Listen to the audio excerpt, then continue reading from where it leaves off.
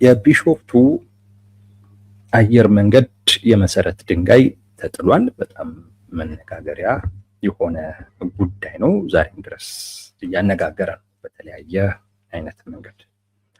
ፕሮጀክቱ እጅግ በጣም ትልቅ ፕሮጀክት ነው። ወደ 12 ቢሊዮን የአሜሪካን ዶላር የሚፈጅ ፕሮጀክት ነው። ያ ፕሮጀክት ሲጠናቀቅ እንግዲህ ከአፍሪካ ቀዳሚ የሆነው አየር መንገድ ይሆናል ተብሎ ይጠበቃል። ያ ፕሮጀክት ሲጠናቀቅ በአመት ከ110 ሚሊዮን በላይ ተጓዦችን የማስተናገድ አቅም ይኖረዋል። ያ ማለት የኢትዮጵያን አየር መንገድ አቅም በደንብ በእጅጉ ከፍ ያደርጋል፣ ያሳድጋል ተብሎ ይጠበቃል እና ከዚህ አንጻር ብዙ የተወራለት ነው። በተለይ በመንግስት ሳይድ ያሉ አካላቶች ይሄንን በደንብ አጀንዳ አድርገው ሲያነሱት አይተናል። በሌላም በኩል ደግሞ አንዳንዶች ሲቃወሙትም ጭምር አይተናል። አንዳንዶች ይህንን ጉዳይ የኮሪደር ልማት ነው፣ ከዛ የተለየ ትርጉም የለውም የሚል ነገር አንስተዋል። አደጋም ጭምር እንዳለው ደግሞ የሚያነሱም አሉ። ምክንያቱም ይሄ ገንዘብ በብድር የሚመጣ ገንዘብ ነው። የሚበደረውም ደግሞ የኢትዮጵያ መንግስት ሳይሆን የኢትዮጵያ አየር መንገድ ነው። የኢትዮጵያ አየር መንገድ ይህንን ብድር መውሰዱ ሌላ ችግር ይዞ ይመጣል። በራሱ የኢትዮጵያ ኤርላይንስ አየር መንገዶችን አያስተዳድርም። ልዩነት አለው ነው። ኤርፖርት እና ኤርላይንስ ልዩነት አለው። ኤርላይንስ ማለት የትራንስፖርት ሰርቪሱን የሚሰጠው ሲሆን ኤርፖርት ደግሞ የሚባለው ይሄ ፊዚካል የሆነውን ነገር የሚያስተዳድር አካል ነው የሚሆነው እና እነዚህ ሁለት አካላቶች የአከራይና የተከራይ አይነት ግንኙነት ነው ያላቸው እና ኤርላይንስ ኢትዮጵያን ኤርላይንስ የኤርፖርት ባለቤት መሆን የለበትም የሚል ነገር አለ። ምንም እንኳን ራሱ ኤርላይንስ የመንግስት ቢሆን ግን ኤርፖርቱን ሌላ ድርጅት ኤርላይንሱም ደግሞ እንደዚሁ ሌላ ድርጅት ነው ሊያስተዳድረው የሚገባው። ይህንን ደግሞ አንስተው ኤርላይንስ ተበድሮ የሚገነባው ኤርፖርት በመሆኑ ለኢትዮጵያ አየር መንገድ በጣም በጣም ኮንሲኩዌንስ አለው፣ ነገ ከነገ ወዲያ አደጋ ይኖረዋል የሚል ነገር ያነሳሉ። መንግስት ይህንን ያደረገበትም ምክንያት በራሱ ልበደር ቢል ማንም ብድር የሚሰጠው አካል ስለሌለ ነው በሚልም ደግሞ እንደዚህም ደግሞ የተቹ አካላቶችንም አይቻለሁ። ከዚህ አንጻር እያነጋገረ ነው ያለው። አንዳንዶች ከዘርም ጋር አያይዘው ጉዳዩን ሲቃወሙትም ጭምር አይተናል።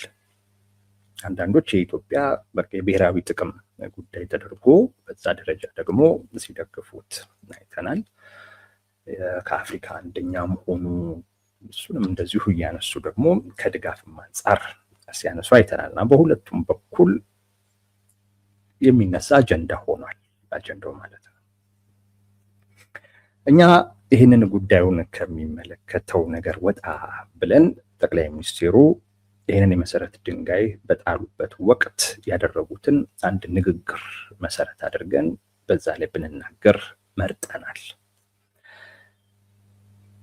ጠቅላይ ሚኒስትሩ ረዘም ያለ ንግግር ነው ያደረጉት። የመሰረት ድንጋዩ ከተጣለ በኋላ ብዙ ነገሮችን ያነሱት እውነት ለመናገር ውስጥ ላይ ላሉ ተፎካካሪዎቻቸው ወይም ጠላት በሚሉ በዛም ደረጃም እያስቀምጧቸው በቀጠናውም ደረጃም ደግሞ ከሀገር ውጭም ደግሞ ላሉ ሌሎች ሀገራቶችም ጭምር ማስጠንቀቂያዎችን ሲሰጡ ነበረ። ራሳችሁን ፈትሹ ሲሉ ነበረ።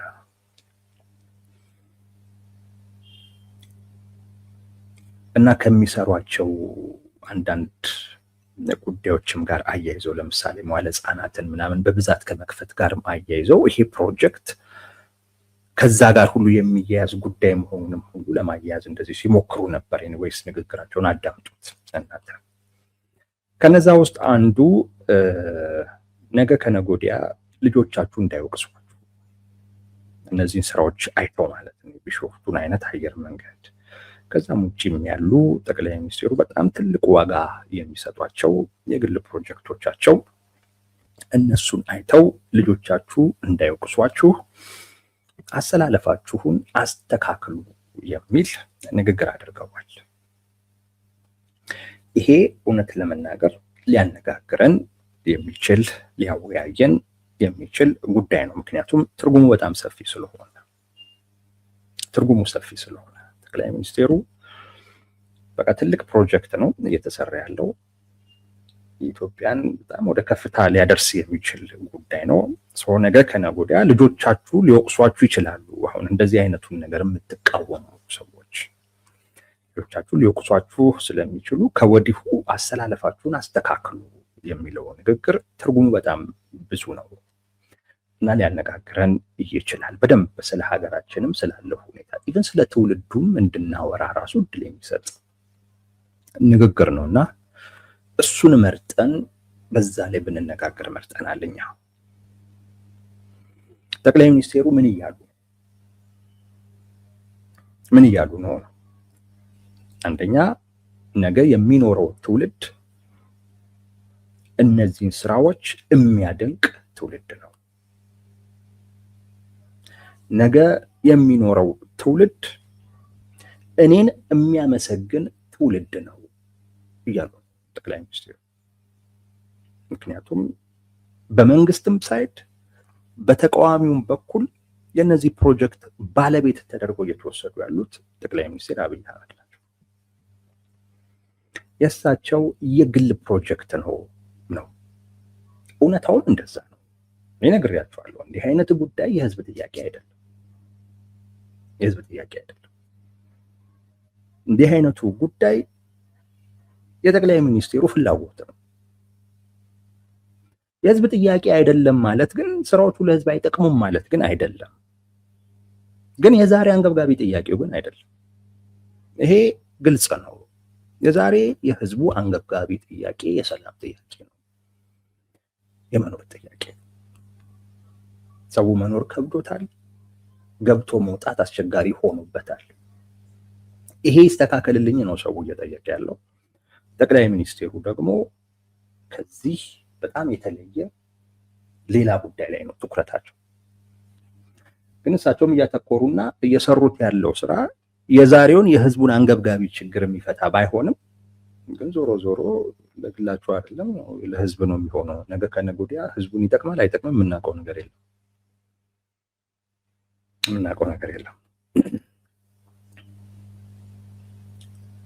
ግን እሳቸው ግን እያሉ ያሉት አንደኛው ሀገሪቱ ትቀጥላለች የሚለው፣ ሁለት ቀጣይ የሚመጣው ትውልድ እነዚህን ስራዎች ብሎ የሚያደንቅ ትውልድ ነው፣ ሶስት ቀጣይ የሚመጣው ትውልድ እኔን የሚያመሰግን ትውልድ ነው የሚለው።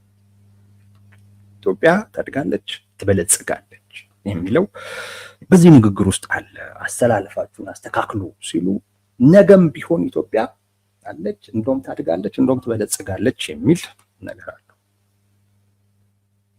አስተላለፋችሁን አስተካክሉ ሲሉ የነገው ትውልድ እናንተን የሚወቅስ ነው እያሉ ሰው ላለመወቀስ ራሳችሁን አስተካክሉ እያሉ ነው። ከኔ ጎን ዛሬ ተሰለፉ እያሉ ነው። አስተላለፋችሁን አስተካክሉ ሲሉ የነገው ትውልድ እኔን የሚያመሰግን ነው እያሉ ነው። እናንተን የሚወቅስ እኔን የሚያመሰግን ትውልድ ነው እየተፈጠረ ያለው የሚል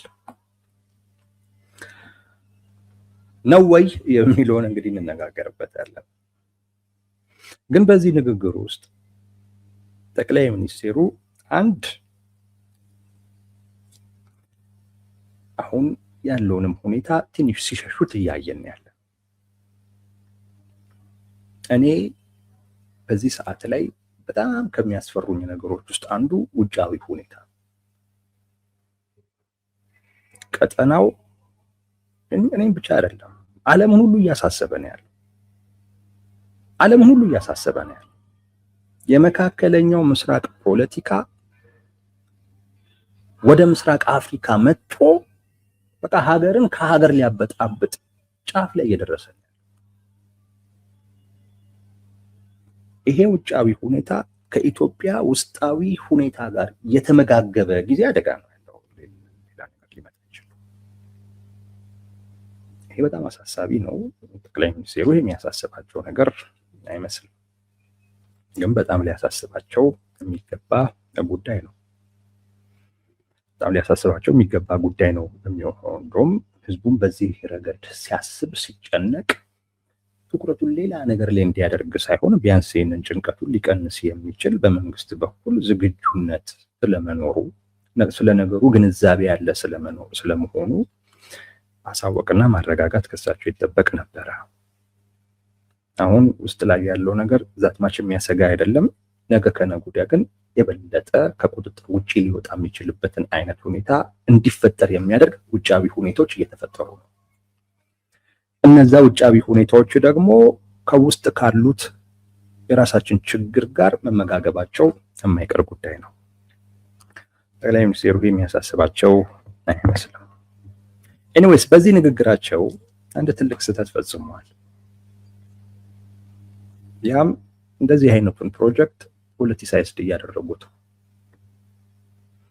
ለዚያውም ከራሳቸው ጋር ብቻ አያይዘዋል። የነገው ትውልድ እናንተን ይወቅሳል፣ እኔን ያመሰግናል የሚል አይነት ነገር ይሄ እነዚህን ጉዳዮች ከራሳቸው ጋር አያይዘው ፖለቲሳይዝድ እያደረጉት ነው። ከሳቸው የራቁ አካላቶች ወደ እሳቸው ተመልሰው እንዲሰለፉ እነዚህን ነገሮች የአየር መንገዱንም ምናምን ነገር መጠቀሚያ እያደረጉት ነው ያሉት። ለግል የፖለቲካ ፍላጎት መጠቀሚያ ነው እያደረጉት ያሉት። ከዚህ አንጻር እነዚህን ነገሮች የሚቃወም ሰው መብዛቱ የሚጠበቅ ነው የሚሆነው። ለግል ጥቅም እየተጠቀሙበት እስከሆነ ጊዜ ድረስ ሌሎችም ፖለቲሳይዝድ አድርገውት ነገሩን ማራከሳቸው የሚቀር ጉዳይ አይደለም ማለት ነው። ከራሳቸው ጋር ባያይዙት ጥሩ ነው። እንዳልኳችሁ የሚበደረውም ኤርላይንስ የህዝብ ተቋም ነው። ያን ብድር መክፈል ባይችል ሊከስር የሚችለው የኢትዮጵያ አየር መንገድ ነው፣ የህዝብ ተቋም።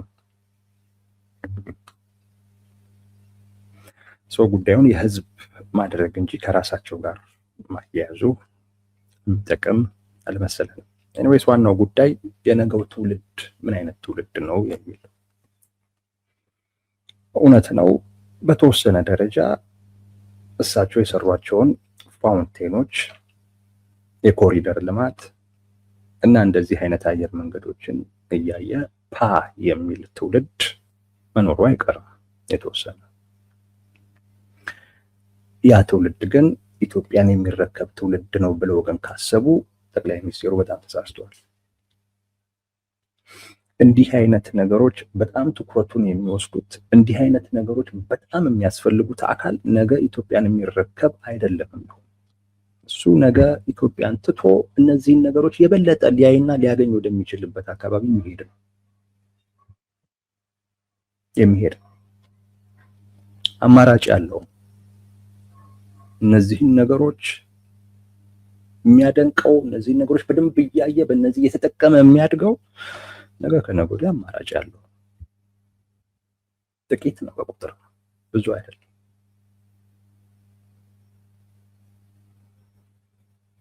አብዛኛው ግን ነገ ኢትዮጵያን የሚረከበው ትውልድ እያየ እያደገ ያለው ጠቅላይ ሚኒስትሩ እየሰሯቸው ያሉ ፕሮጀክቶችን አይደለም። እየሰማ እያደገ ያለው ጠቅላይ ሚኒስትሩ የሚያወሩትን ወይም ደግሞ እሳቸው ስለሰሯቸው ስራዎች የሚወሩትን ነገሮች እየሰማ አይደለም።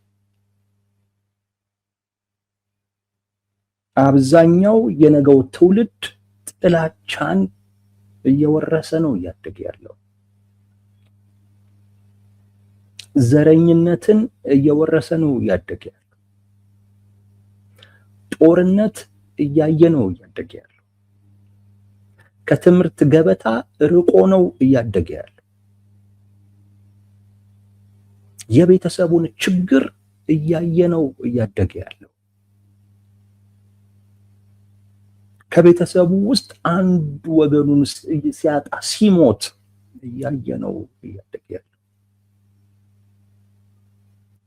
የነገው ትውልድ ጠቅላይ ሚኒስትሩ እንደሚሉት እሳቸውን የሚያመሰግን አይደለም።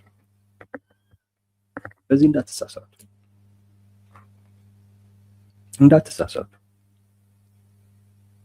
የነገውን ትውልድ የሚቀርጸው ዛሬ ላይ ያለው ትውልድ ነው። ዛሬ ላይ ያለው ትውልድ በምን አይነት ሁኔታ ውስጥ ነው እያለፈ ያለው? እሱን በደንብ ማየት ነው የሚያስፈልገው። በሰላም እጦት ውስጥ፣ በኑሮ ችግር ውስጥ ነው እያለፈ ያለው። በህይወቱ ላይ፣ በሀብቱ ላይ፣ በሀገሩ ላይ ጥቂት ተረኛ የሆኑ ግለሰቦች ሲወስኑ ፈላጭ ቆራጭ ሲሆኑ ነው እያየ ያለው እየኖረ ያለው የአሁኑ ትውልድ እየተዋጋ ነው። ይህ የትኛውም ቦታ ላይ ጦርነት አለ።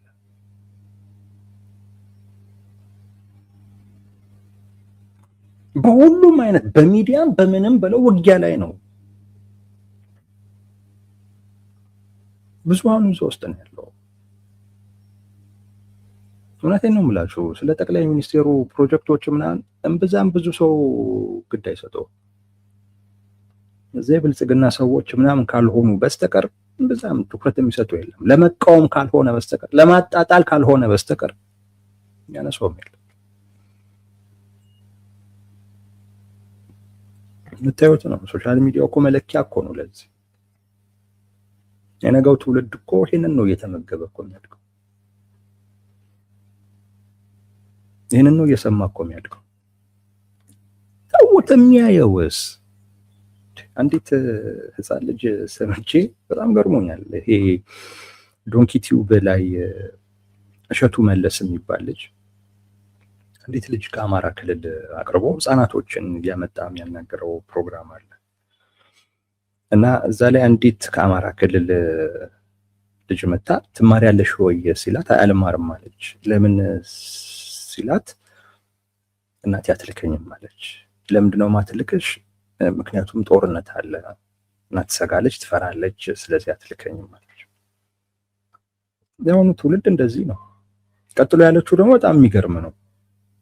የጥይት ድምጽ ብዙ ጊዜ እሰማለሁኝ አለች። ጦርነት አለኛ አካባቢ በቃ የጥይት ድምጽ እሰማለሁኝ አለች እና ካለ ድምፁ ሰውን ገድሏል ማለት ነው። እንደዛ ካላለ ስቷል ማለት ነው፣ ወይም ወደ አየር ነው የተተኮሰው እንደማለት ነው።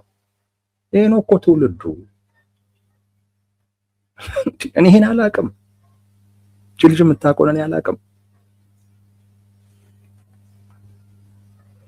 አብዛኛው የትውልዱ አባል ይሄንን እየሰማ ነው እያደገ ያለው። እንደዚህ አይነት ዕውቀት ነው ይዞ እያደገ ያለው እና ነገ ከነገ ወዲያ የጠቅላይ ሚኒስቴሩን የኮሪደር ልማት ምናምን የሚባለውን ነገር የሚያሞጋግስ ሳይሆን ምናልባትም የሚያፈራርስም ሊሆን ይችላል።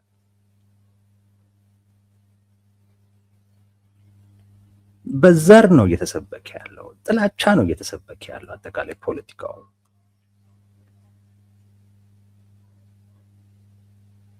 ይሄ ደግሞ ከሆነ ነገ ከነገ ወዲያ ስንት ስልጣኔ እኮ በጦርነት ምክንያት ፈርሶ የለም እንዴ? ፈርሷል እኮ ስንት ስልጣኔ እኮ አመድ እኮ ሆኗል። በታሪካችንም እኮ እናውቃለን። እነ ሶሪያን እኮ እናያለን፣ እነ ሊቢያን እናያለን እንዴት እንደፈረሱ። ቅርባችን ሱዳንን እናያለን። ለመገንባት እንጂ እኮ ነገሮችን ለመፍረስ ጊዜ አይወስድባቸው። ምን እያልኩ ነው? ዋነኛው ጉዳይ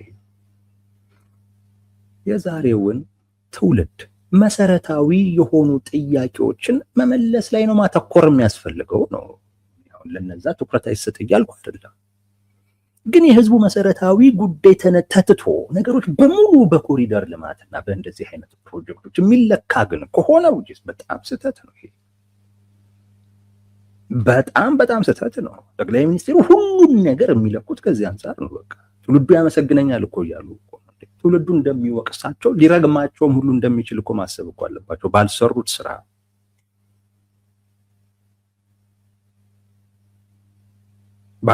ስራ ትውልዱ እኮ እሳቸውን ወቅሶ ተቃዋሚዎቻቸውን ደግሞ ሊያመሰግን እንደሚችልም እኮ ማሰብ እኮ አለባቸው። ምክንያቱም ብዙ ያልሰሩት እኮ አለ እንዴ። ጠቅላይ ሚኒስቴሩ እኮ ማለት የመንግስትነት ግዴታቸውን መወጣት ተስኗቸው፣ ነገር ግን በሚሰሯቸው በግል ፕሮጀክቶቻቸው መንግስት እንደሆኑ አድርገው ለማሳየት የሚሞክሩ ናቸው። ፌለሪታቸውን ነው በዚህ ለመደበቅ የሚሞክሩት። እና ተወኩ ያውቆ ነው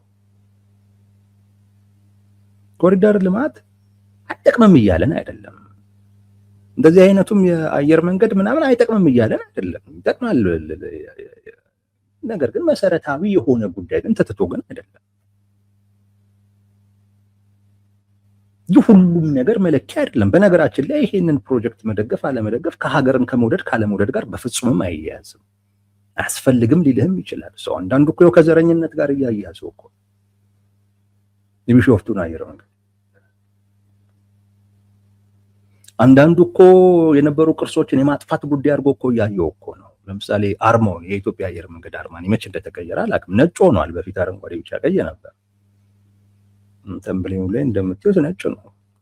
የሆነ ጊዜ ይሄን ነገር የኤርፖርት ጣራው አካባቢ ላይ ታይቶ የሆነ ጫጫታ ሶሻል ሚዲያ ላይ አስነስቶ ነበርና ኤርፖርቱ የሰጠው ምላሽ አይ ገና እየተቀባ ስለሆነ ነው የሚል ነበር። አሁን ከጠቅላይ ሚኒስቴሩ በስተጀርባ ያለው እንግዲህ ያልተቀባው ከሆነ አላውቅም። ነገሮችን ሁሉ የማጥፋት ነገርም ሁሉ አድርገው የሚያዩታል። በዛም አድርገው የሚያዩታል። መሰረታዊ የሆነ የህዝብ ጥያቄ ተዘንግቶ እሱን መመለስ ስላልተቻለ የሁሉም ነገር መለኪያ ይሄ እንዲህ አይነት ነገሮች መሆን የለባቸው። ምንድነው ትምህርቱን ላቋረጠው ልጅ ምንድነው መኖር ለከበዳት እናት ይሄ እስቲ ነገሩኝ። ልጆቿን ማሳደግ ላቃታት ልጆቿን ለቀበረች እናት ይሄ ምንድነው? ምንድነው ይሄ? ልጆቿ ታግተውባት ብር እየተጠየቀች ላለች እናት ወይንም ደግሞ ላለ አባት ይሄ ምንድነው? አቅም አጥፎ ገንዘብ አምጣ ተብሎ ቆዝሞ ላለ አባት ይሄ ምን ነው?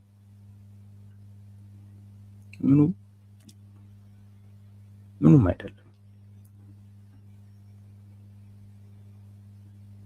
ብሔርተኝነትን ሊቀንስ የሚችል ጥላቻን ሊቀንስ የሚችል አንድነትን ሊፈጥር የሚችል አይነት ነገር ያስፈልጋል።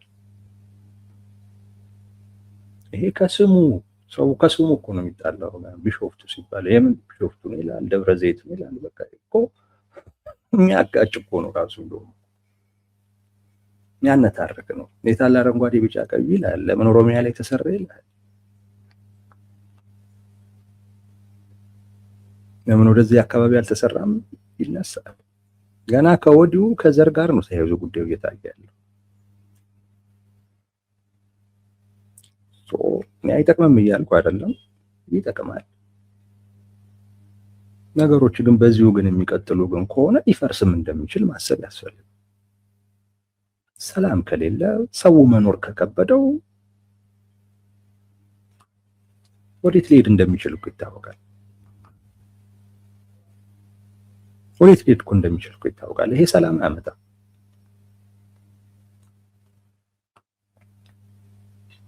እዛም ላይ ማተኮር ተገቢ ነው እና ስለ ትውልዱ ስናወራ ተወቃሽ ነን ተመስጋኝ ነን የሚል ጉዳይ ስናወራ የህዝቡን መሰረታዊ የብዙሃኑን ጥያቄ በመመለስ ረገድ ምን ላይ ነን ብሎ መጠየቅ ተገቢ እንደገባኝ ከሆነ አሁን ጠቅላይ ሚኒስትሩ እነዚህ የሚሰሯቸውን ነገሮች በሙሉ በቃ የሁሉም ነገር መለኪያ አድርገው ነው እየቆጠሯቸው ያሉት። ይሄ ደግሞ አስደንጋጭ ነው። እውነቴን ነው የምላችሁ። እነዚህ ነገሮች ሲሰሩ ነው ኢትዮጵያ የምትቀጥለው ተብሎ የሚታሰብ ከሆነ እኔ ቀጠናዊ ጉዳይ እየታየ አይደለም ማለት ነው። በአግባቡ በስጋት ደረጃ በደንብ እየተፈተሸ እየታየ አይደለም ባይ ነኝ። የሁሉም ነገር መለኪያ በቃ የኮሪደር ልማት ምናምን ነው እየሆነ ያለው።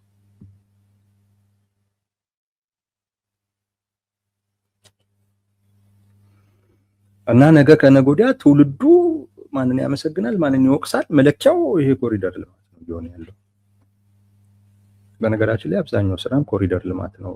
የቢሾፍቱ ኤርፖርት በተለይ ከዛኛው አየር መንገድ እስከ አዲስ አበባ አየር መንገድ ያለው 30 ኪሎ ሜትር ላይ የሚሰራው ነገር አብዛኛውን ወጪ የሚወስድ ይመስለኛል። ጠቅላይ ሚኒስትሩ እንደተናገሩት ከሆነ ወደ 12 የሚደርስ መኪኖችን ማስተናገድ የሚችል ሃይዌይ ነው የሚሰራው። እና ደግሞ ከጎኑም ደግሞ የሚሰሩ ኮሪደር ልማቶች ግሪን ምናምን እንደዚህ አይነት ነገሮችም አሉ። እሱ አብዛኛው እንትን ይወስዳል። ወስዶ የሚቀር ጉዳይ አይደለም። በጣም ቅንጡ የሆነ አየር መንገድ በጣም ቅንጡ፣ ምንም ጥርጥር የለውም። ለኢትዮጵያ ለኩራቷ ለምኗ የሚጠቅም ነው። እኛ ደግሞ እንወዳለን፣ እንዲህ አይነት ነገር እንወዳለን። አፍሪካ አንደኛ ሲባል ምናምን ደስ ይለናል፣ ጥያቄ የለውም። ያንን ስሜት የሚመግብ አይነት ፕሮጀክት ነው። ነገር ግን ነገ ከነገ ወዲያ ትውልዱ ለማመስገን ለመውቀስ ይህንን መለኪያ ግን ያደርጋል ብሎ መደምደም ግን በጣም ስህተት። ይሄ አብዛኛው ሕፃን አብዛኛው ታዳጊ ያለበትን እውነታ መካድ ነው። እውነቴን ነው የምላችሁ። ከጠቅላይ ሚኒስቴሩ በተቃራኒ መቆም የሚያስመሰግንም ሊሆን ይችላል። እንደውም ሞስት ፕሮባብሊ ይሆናል ባይነኝ እሱ።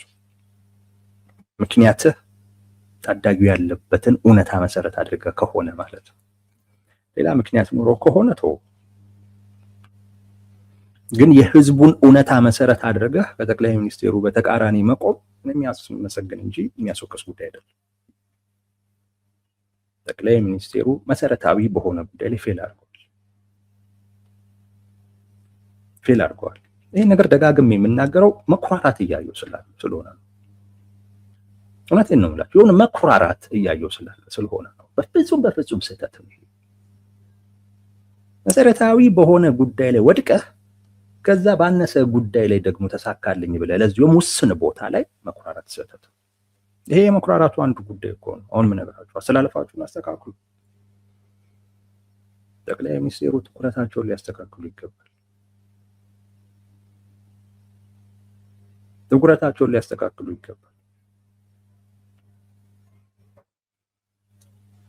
ጠቅላይ ሚኒስቴሩ መስተካከል ያለባቸው ሰው ናቸው።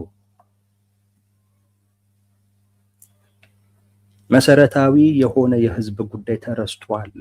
ሰው ሰላም አጥቶ ነው የሞተ እኮ ነው፣ የረገፈ እኮ ነው። ሂድ አማራ ክልል ላይ፣ ሂድ ኦሮሚያ ክልል ላይ።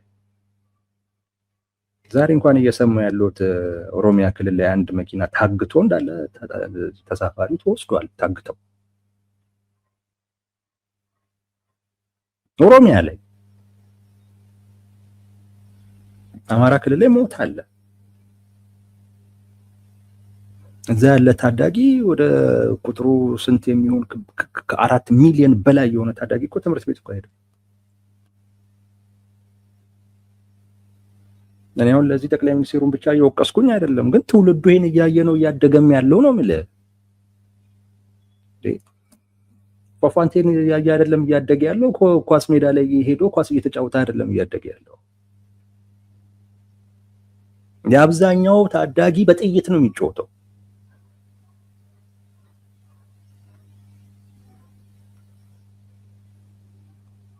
አብዛኛው ታዳጊ የሚያየው ሞት ነው፣ ጎል አይደለም። ፋውንቴን አይደለም፣ ሞት ነው የሚያየው። ውሃ ሲደንስ አይደለም የሚያየው፣ ደም ሲረጭ ነው የሚያየው አብዛኛው።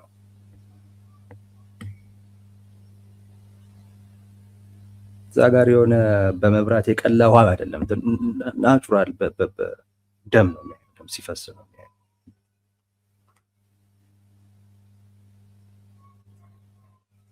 እና ይሄ ትውልድ ነገ ከነገ ወዲያ ጠቅላይ ሚኒስትሩን ያመሰግናል። እንዴት ነው ያመሰግናል? ነገ ከነገ ወዲያ ከጠቅላይ ሚኒስትሩ በተቃራኒ የቆሙትንና ሲቃወሟቸው የነበሩትን ሰዎች ሁሉ ይወቅሳል? አይወቅስም። ልክ ነበሩም ይላል። እንዴ የምትቸገር እናቱን ነው እያየ ያለው። ቶሎ ውጪ ተብላ እቃዋን በታትና ለመውጣት ስትቻኮል ነው እያየ ነው የሚያድገው። እናቱ እንደዛ ስትሆን እያየ ነው የሚያድገው። እዛው አዲስ አበባ እኮ ብትሄድ እኮ ፖሊስ መንገድ ላይ ያሉትን እኮ በጫማ ጥፊ ሲመታ እኮ ነው ታዳጊ እኮ ያንን እያየ እኮ ነው የሚያድገው።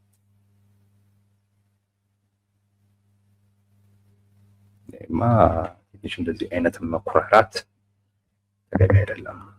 በልክ ሲሆኑ ጥሩ ነው። በልክ ሲሆኑ ይመክራሉ እኮ ጠቅላይ ሚኒስትሩ እንዳትረኩ ይላሉ። ግን እኔ እዚህ ላይ ግን በጣም እርካታ ነው ያየሁባቸው። ራሱ እንዳትረኩ የሚለው ንግግር ራሱ በቃ በጣም ስኬታማ ነን ከሚል የሚመነጭ ነው። ባለስልጣናቶቻቸውን ጥሩ ነው እየተሰራ ያለው፣ ግን እርካታ እዛ ላይ እንዳትደርሱ፣ እርካታ መጥፎ ነው ይሏቸዋል። እንዴ ተሰርቶ ነው የሚረካው? እዛ ላይ የሚያደርስ ስራ አለ እንዴ?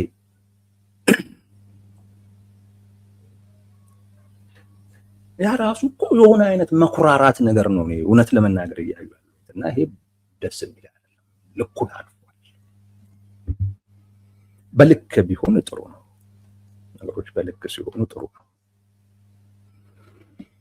እና አሰላለፋችሁን አስተካክሉ። አይ ቲንክ እንዲህ አይነት ነገሮችን መለኪያ ለሚያደርጉ ለብልጽግና ሰዎች ሊሰራ የሚችል አይነት ምክር ተደርጎ ቢወሰድ ልክ ሊሆን ይችላል። ጠቅላይ ሚኒስትሩም ግን ፏፏቴ ሳይሆን ደም ለሚያየውም ትውልድ ትኩረት ቢያደርጉ ጥሩ ነው። በኳስ ሳይሆን በጥይት ለሚጫወተውም ትውልድ ትኩረት ቢያደርጉ ጥሩ ነው። ሳይንስ ሙዚየም ሳይሆን ትምህርት ቤት መሄድ ለተሳነው ትውልድም ትኩረት ቢያደርጉ ጥሩ ነው።